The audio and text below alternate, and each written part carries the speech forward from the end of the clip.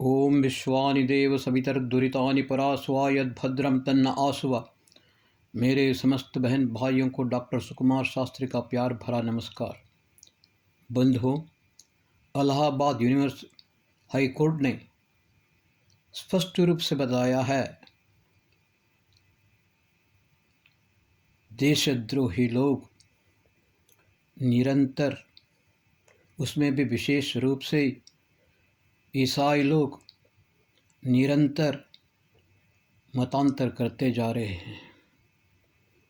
इतने तेजी से हो रहा है, अगर ऐसा ही हुआ तो बहुसंख्यक लोग बहुत जल्दी अल्पसंख्यक हो जाएंगे। बंधुओं, मैंने पिछले एपिसोड में भी कहा था किस प्रकार से ये देशद्रोही लोग देश को विनाश करने के लिए निरंतर लगे रहते हैं।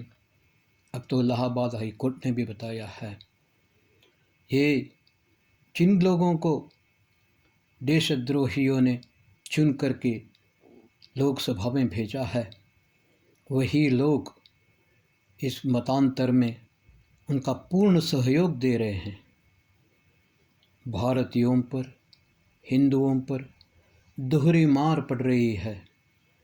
उधर से लोकसभा के अंदर एक क्षण भी संसद चलने नहीं दिए जाते हैं, और दूसरी तरफ से देश पर निरंतर मतांतर, दंगा फसाद और दूसरी तरफ इस प्रकार के अनेकों नीच कार्य कर रहे हैं। हिंदुओं, मेरे बहन भाइयों, भारत के वास्तविक भारतीयों, सब लोगों को भारत माता की सौगंध है। दुर्योधन, दुशासन और दुश्शीलों को सबक सिखाना ही होगा। इस देश की रक्षा करना हमारा दायित्व है। आपको याद होगा फ्रांस में क्या हुआ था। फ्रांस में मुसलमानों ने बहुत तेज़ी से आगजनी की, तोड़ फोड़ की, पूरे फ्रांस को जलाने का काम किया। उस समय फ्रांस के राष्ट्रपति ने मजबूर होकर के अपने देश की जनता को एक संदेश दिया, मेरे देशवासियों, मैं फ्रांस को बचाने में असमर्थ हो गया हूँ। ये फ्रांस आप लोगों का है, इसे बचा लीजिए। जानते हैं क्या हुआ? 1 घंटे के अंदर समस्त फ्रांस वाले बाहर आए गए और उन्होंने इस हिंसा को, इस देशद्रोही मुसलमानों का पूर्ण रूप से दमन किया। तब जाकर के फ्रांस बच गया, अन्यथा फ्रांस की हालत बहुत बिगड़ जाती, फ्रांस नष्ट हो जाता। ये दुर्दशा कभी भारत में भी आ सकती है, इसलिए हमें सावधान रहना होगा। ये हमको अंदर से भी मारते हैं, बाहर से भी मारते हैं। ये इतना ही नहीं, विदेशियों को भी, जो विदेश में जो आतंकवादी हैं और खालिस्तानी हैं, ये सब के सब बाहर से हमारे ऊपर आक्रमण कर रहे हैं। और एक बात और आपको बताना चाहता हूँ, पिछले 2 साल से हमारे न्यूक्लियर प्लांट्स कुछ बंद पड़े हैं। उसका कारण क्या है? इटली ने जो उसको कॉन्ट्रैक्ट लिया था, उसका पूरा नहीं किया। 2 साल से न्यूक्लियर प्लांट में जो पाइप्स वगैरह हैं, अन्य खराबियां हैं, वो ठीक करने में आनाकानी कर रहा है। बोलता है कि छोटी मोटी बात है ये है, और वास्तव में इसे दायित्व इटली का ही था, इटली को करना था, उसने नहीं किया।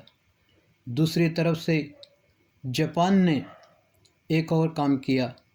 हमारा जो बुलेट ट्रेन, उसको कॉन्ट्रैक्ट उसको भी दिया था, उसने कहा था हम करेंगे इसका, लेकिन अब वो पीछे हट गया है और ज़्यादा बोल रहा है।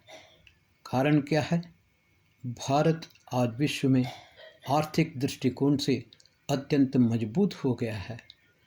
और बलशाली भी है, लेकिन हमारे अंदर के शत्रु हमको नाश कर रहे हैं, हमको मिटाने पर तुले हुए हैं। हम अंदर से भी मार खा रहे हैं और बाहर से भी। बंधु, दिल के फपोले जल उठे सीने की आग से, इस घर को आग लग गई घर के चिराग से। यदि हम अंदर से कमज़ोर हो गए तो निश्चित रूप से बाहर वाले भी हमको मारने लगेंगे, हम प्रबल होंगे।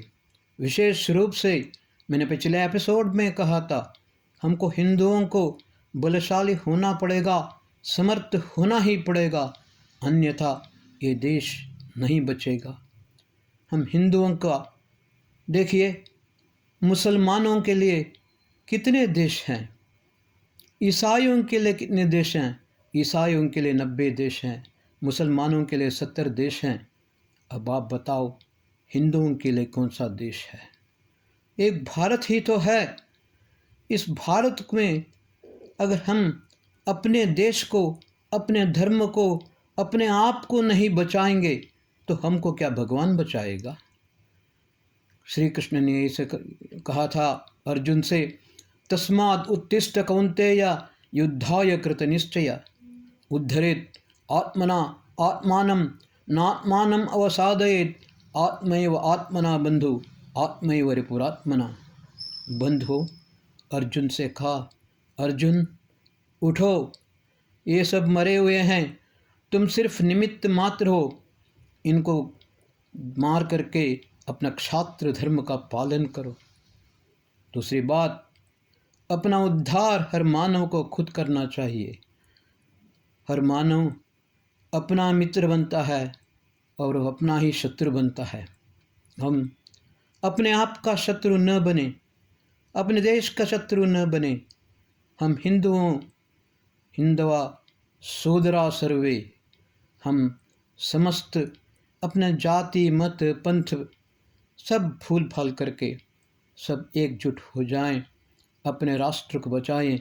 जब हमको हमारे हाई कोर्ट हमको सावधान कर रहे हैं, अपने आप को बचा लो, नहीं तो बहुत मुसीबत हो जाएगी, तुम बहुसंख्यक लोग अल्पसंख्यक हो जाएंगे, तुम्हारे देश में रहना ही तुम्हारे लिए दूभर हो जाएगा।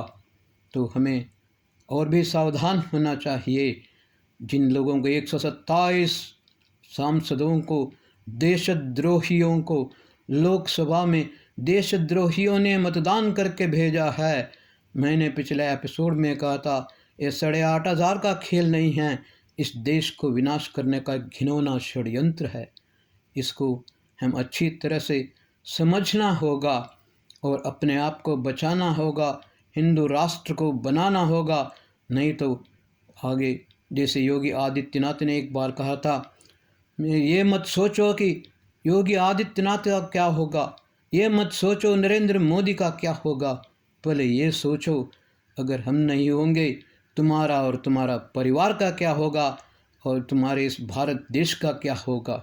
बंधुओं, इस बात को गांठ बांध लो और अच्छी तरह से अपने आप को, अपने परिवार को, अपने हिंदू राष्ट्र को संपूर्ण रूप से सुरक्षित करो। और जब देश सुरक्षित होगा तभी ये देश समृद्ध होगा, तभी ये आत्मनिर्भर होगा, अन्यथा बहुत मुश्किल हो जाएगा। ओम शांति।